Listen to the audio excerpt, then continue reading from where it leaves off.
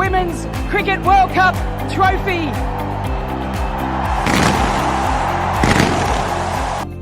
नमस्ते फ्रेंड्स, मैं स्वाति लाहौटी से जब से अपने women cricket team world cup final में जीती है, पूरे देश में उत्सव का माहौल है और होना भी चाहिए। ऐसे मौक़ों पर ऐसी घटनाओं से देश आपस में जुड़ता है। हमें पता चलता है कि जो हम लोगों के डिफरेंसेस हैं वे सब सुपरफिशियल हैं, ऊपरी हैं, सतही हैं। दरअसल अंदर से हर भारतवासी एक दूसरे से जुड़ा है।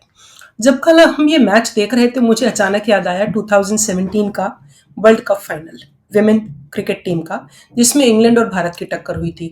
यह मैच 23 जुलाई 2017 को लॉर्ड्स में खेला गया था।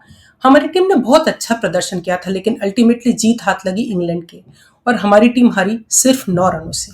इंग्लैंड ने बनाए थे 50 ओवर में 228 रन और हमारी पूरी टीम आउट हो गई 219 रन बनाकर 48.4 ओवर्स में। लेकिन एक समय उस मैच के दौरान हमारी टीम बहुत मजबूत स्थिति में थी। 191 रन्स बनाकर हमारे सिर्फ 3 विकेट गए थे और एक समय हमें चाहिए थे सिर्फ 38 रन और हाथ में थे 7 विकेट। लेकिन यहाँ से ये मैच एकदम से इसकी बाजी पलट गई। इंग्लैंड के एक बॉलर हैं एन्या श्रप्सोल, जिन्होंने बहुत ही शानदार गेंदबाजी की और भारत के निचले क्रम को ध्वस्त कर दिया, नेस्ता नाबूद कर दिया। सिर्फ 46 रन देकर उन्होंने 6 विकेट ले डाले और हमारे 7 बैट्समैन सिर्फ 28 रन के अंदर आउट हो गए। उस वाले मैच में हमारे हारने का कारण यह नहीं था कि हमारी टीम इंग्लैंड की टीम से परफॉर्मेंस के मामले में, टीम परफॉर्मेंस, इंडिविजुअल परफॉर्मेंस के मामले में कच्ची थी, बल्कि उस हार का कारण था कि हम लोग मेंटली उतने टफ नहीं थे जितने कि हमारे ओपोनेंट्स थे। हमारे पास उतना तजुर्बा नहीं था जो कि विनर्स के पास होता है। मैं ये मानती हूँ, जैसे कि एक थ्योरी है एंटीबायोटिक की रेजिस्टेंस की, कि अगर कुछ लोग एंटीबायोटिक का प्रयोग ज़्यादा करते हैं, इंडिस्क्रिमिनेट यूज़ करते हैं, तो फिर बैक्टीरिया दूसरे के लिए भी ज़्यादा स्ट्रांग हो जाता है। पहले बात मेरी समझ में नहीं आती थी, मैंने साइंस और फिजिक्स को ज़्यादा पढ़ी नहीं है, लेकिन अब कॉमन सेंस से मुझे समझ में आता है कि कोई भी स्पीशीज़, कोई भी ऑर्गेनिज्म सर्वाइव करने की पूरी कोशिश करती है और उनके ओपोनेंट्स के बीच में लड़ाई चलती रहती है। अल्टीमेटली जो जीत जाए वो सर्वाइव कर जाता है। तो ऐसे ही मेरा मानना है, उस दिन जो हम हारे, उस हार ने इस जीत की बुनियाद रखी। उस वाली टीम से 1-2 प्लेयर्स भले आज की टीम में हों, लेकिन उसने इस टीम का एक जज्बा बना दिया, जिससे कि कल हमारी टीम उस प्रेशर को विथस्टैंड कर गई जो अब से 8 साल पहले नहीं कर पाई थी। जीत का सेहरा उन 11 खिलाड़ियों के सर तो है ही जो कल मैदान में उतरे, लेकिन उनके सर भी है जो 11 खिलाड़ी 2017 में हमें जीत के नजदीक ले गए थे। क्योंकि हर हार आपको कुछ ना कुछ सिखा कर जाती है। तो बहुत ही अच्छा लगा जब कल टीम जीती। और एक और बात है, कुछ साल पहले हम जब विमेन का क्रिकेट टीम का मैच देखते तो हम लोग अक्सर ये सोचते थे कि क्रिकेट क्या महिलाओं के लिए उचित गेम है, क्या उन्हें सूट करता है, उनकी पर्सनालिटी को, उनकी एनाटॉमी को, उनकी बायोलॉजी को। लेकिन मुझे लगता है कोई भी चीज़ एक पर्टिकुलर लाइफ साइकिल के हिसाब से चलती है। पहले हम लोग उसमें देखते हैं कि ये उनके लिए उचित है या अनुचित है।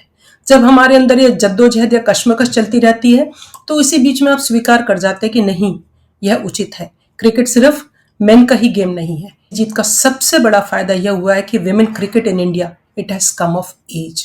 अब घर घर में विमेन प्लेयर्स का नाम ऐसे लिया जाने लगा है जैसे रोहित शर्मा या विराट कोहली का, और ये छोटी बात नहीं है। आप सोचिए कि एक लड़की की शारीरिक संरचना क्या होती है, उन 5 दिनों की तकलीफों को और अपने अंदर के बहुत सारे डरों को। लोकल में ये बोला जाता है कि ये स्त्रियों के लिए गेम नहीं है। इन सबको जीत कर, इन सब से ऊपर उठकर कैसे वो अपने को इतना फिजिकली और मेंटली टफ बनाती है। मैं यहाँ कुछ ऐसा कहने के हक में नहीं हूँ कि महिलाएं पुरुषों से ज्यादा हैं, नहीं, दोनों कॉम्प्लीमेंट्री हैं, दोनों एक दूसरे के पूरक हैं। लेकिन मुझे बहुत खुशी है कि इंडियन क्रिकेट टीम ने एक ग्लास सीलिंग तोड़ी है। इन्होंने महिलाओं को सपने देखने की आज़ादी दी है, वो सपने देखने की जिधर की तरफ वो निगाह भी नहीं डाल पाती थी। कुछ ऐसे फील्ड ओपन कर दिए हैं आने वाली पीढ़ियों के लिए। अब जब छोटी बच्चियों से क्लास में पूछा जाएगा कि आप बड़े होकर क्या बनना चाहते हो, तो उनका जवाब सिर्फ आईएएस ऑफिसर या इंजीनियर या साइंटिस्ट या एस्ट्रोनॉट नहीं होगा। अब 10 में से 4-5 बच्चियां खड़े होकर शान से यह भी बोलेंगी कि वे बड़े होकर भारतीय क्रिकेट टीम के लिए खेलना चाहती हैं। यह छोटी बात नहीं है, बहुत बड़ी बात है और इसका प्रभाव आपको आने वाले दिनों में दिखाई देगा। शाबाश हरमनप्रीत कौर और आपकी टीम, आप लोगों ने देश की महिलाओं को एक नई पहचान दी है, एक नई उड़ान दी है, एक नया वजूद दिया है और सपने देखने की एक नई आज़ादी दी है जिसका कोई सानी नहीं, जिसकी कोई मिसाल नहीं। जैसे कपिल देव का 1983 का वर्ल्ड कप वेस्ट इंडीज जैसे दिग्गजों को धता बताकर जब वे घर लेकर आए थे, उस कुछ आप लोगों ने कुछ ऐसा ही कर दिखाया है। मुझे लगता है आप लोग क्या कर गए ये अभी आप लोग भी नहीं समझ पा रहे हैं। इसको सिंक इन होने में टाइम लगेगा। उसके बाद आपको पता चलेगा कि आपने सिर्फ क्रिकेट का ही, विमेन क्रिकेट का ही भला नहीं किया, आपने इस देश की महिलाओं को, बच्चियों को एक नया वजूद दिया, एक नई पहचान दी, नए होराइजन्स दिए। Thank you so much. God bless you all. नमस्ते।